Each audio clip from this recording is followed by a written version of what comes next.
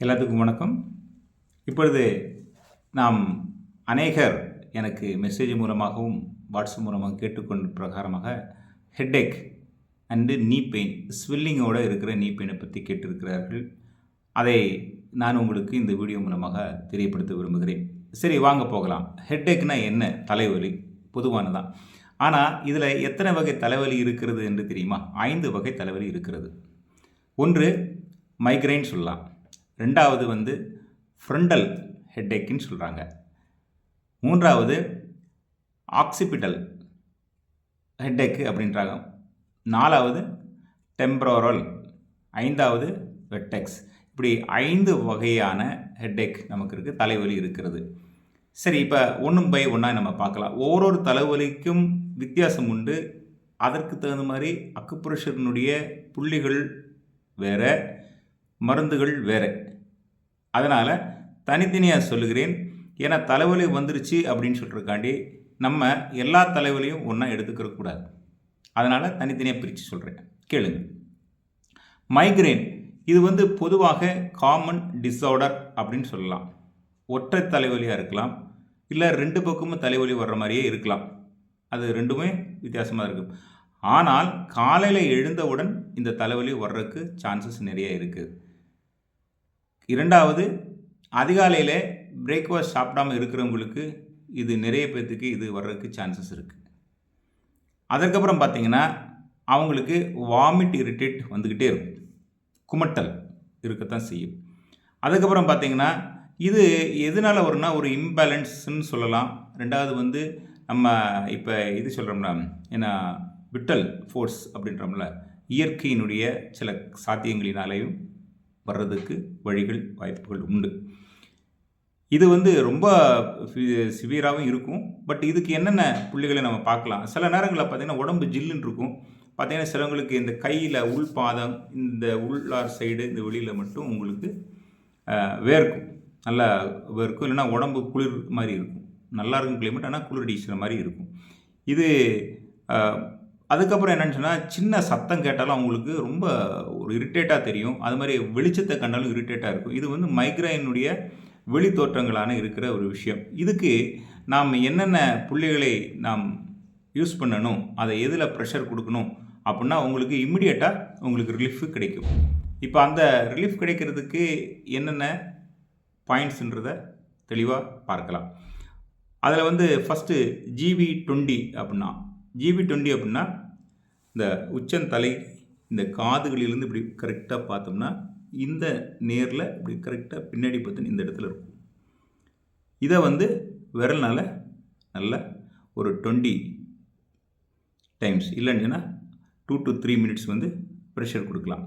அதுக்கப்புறம் GB23ன்றது இந்த லெஃப்ட் சைடில் இருக்கும். இதையும் அக்குப்ரெஷரில் இந்த கையில் GB20 நீங்கள் ப்ரெஷர் கொடுங்க. இந்த இடத்துல, இங்கே, இல்லைன்னா இங்கேயும் இருக்குது, இந்த நெத்தியில். இப்படி நீங்கள் நேராக இது முன்னாடி இப்படி பார்த்தீங்கன்னா இந்த ஃபோர்ஹெட், இந்த இடத்துல. இது GB23. X12 அப்படின்னா, X12ன்றது இந்த திஸ் ஏரியா. இங்கெல்லாம் ரொம்ப ப்ரெஷர் கொடுங்க. இங்கே 1 and 2 திஸ் ஏரியா. இங்கே அப்படியே நல்லா ப்ரெஷர் கொடுக்கலாம். அது கீழேயும் நல்லா அப்படியே ப்ரெஷர் கொடுக்கலாம். அதுக்கப்புறம் பார்த்தீங்கன்னா X1, கண்ணாடி கட்டி இந்த இடத்துல.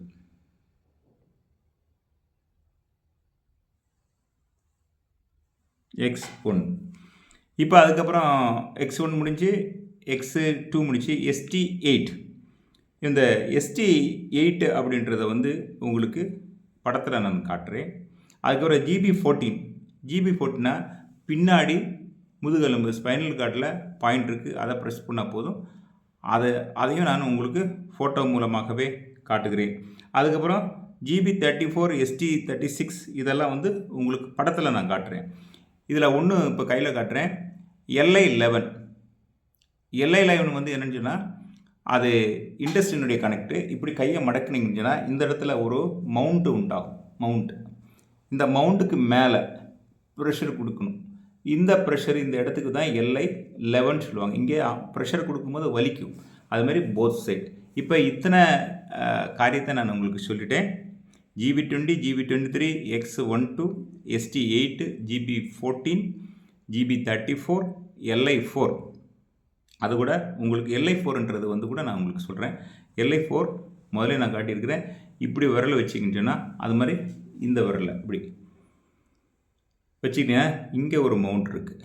இந்த மவுண்ட் இந்த இடத்துல நீங்கள் ப்ரெஷர் இங்கே வந்து நல்ல பெயின் இருக்கும்.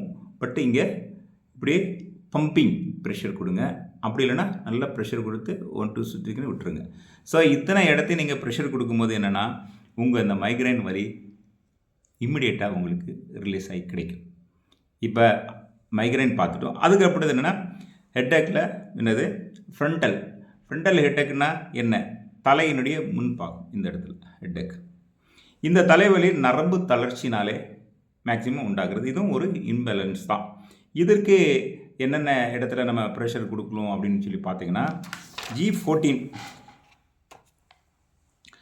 G14ன்றது வந்து உங்களுக்கு நான் அதை படத்தில் காட்டுறேன்.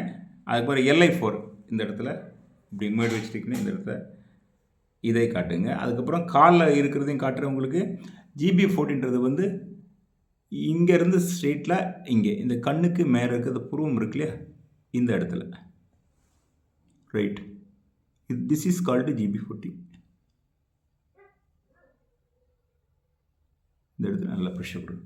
அதுக்கப்புறம் காதுனுடைய இந்த சைடு இருக்கு இல்லையா,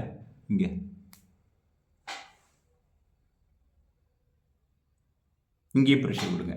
பாக்கி ஃபோட்டோ இமேஜை வந்து உங்களுக்கு ஃபோட்டோ எடுத்து வச்சுருக்கு. நான் உங்களுக்கு இமேஜை காட்டுறேன். ஏன் அப்படின்னு சொன்னால் இப்போ காலில் இருக்கிறத எனக்கு காட்ட முடியாது. அதனால் உங்களுக்கு அதை காட்டுறேன். தெளிவாக நீங்கள் அதை புரிந்து கொள்ளுங்கள். அதன் பிரகாரம் நீங்கள் செய்து கொள்ளுங்கள். அதுக்கப்புறம் அப்படின்றது பின்புறம். இந்த ஆக்சிபிட்டல் பெயின்ன்றது வந்து இப்போ மெடிக்கலாக நம்ம போகும்போது உங்களுக்கு ஆக்சிபிட்டல் பெயின்றது ஃப்ரண்டல் வருது அந்த மாதிரி எல்லாம் சொல்ல மாட்டாங்க, ஹெட்டேக்குன்னு சொல்லிடுவாங்க. பட் இதில் வித்தியாசங்கள் இருக்குது. இதில் ஆக்சிபிட்டல் எப்படின்னா பின்புறம் பின்னாடி இதுக்கு வலிக்கிறது. இந்த வலி எதனால் வருது அப்படின்னு சொன்னால் ஒன்லி நரம்பு வீக்னஸ், ரத்த ஓட்டம் கம்மி, ஆக்சிஜன் கம்மி, இதனுடைய காரணத்தினாலே உங்களுக்கு வரும். அப்படி வருதுன்னா நீங்கள் வந்து பல்ஸோ அல்லது வந்து செக் பண்ணும்போது உங்களுக்கு தெரியும் ப்ரெஷரை பற்றி.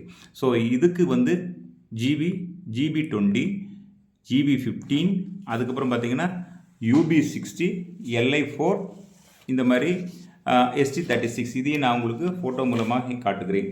GB20ன்றது வந்து பின்னாடி இருக்கிற இடங்கள், அதை நான் உங்களுக்கு ஃபோட்டோவில் காட்டுறேன். LI4ன்றது வந்து உங்களுக்கு முதல்ல இங்கே காட்டப்பட்டிருக்கிறது.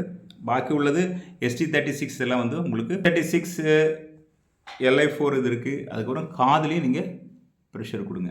இப்போ அடுத்ததாக 4வது வந்து பார்த்தீங்கன்னா டெம்பரல் ஹெட்டேக் வந்து தற்காலிக தலைவலி தான். இந்த தற்காலிக தலைவலி எதனால் வருகிறதா, கால் பிளாடர் முகாந்திரமாக நமக்கு ஒரு சில ஃபங்க்ஷன்ஸ் எல்லாம் இருக்குது. அதில் கொஞ்சம் வீழ்ச்சிகள் இருந்தாலும் உங்களுக்கு இந்த தற்காலிக தலைவலி வரும். இந்த தலைவலி வந்து கொஞ்சம் டேஞ்சரஸான தலைவலி தான். பட் இருந்தாலும் கூட நீங்கள் வந்து கால் பிளாடர் சம்மந்தமாக இருக்கிறபடினாலே அதை கவனமாக பார்க்க வேண்டி. அதுக்கு வந்து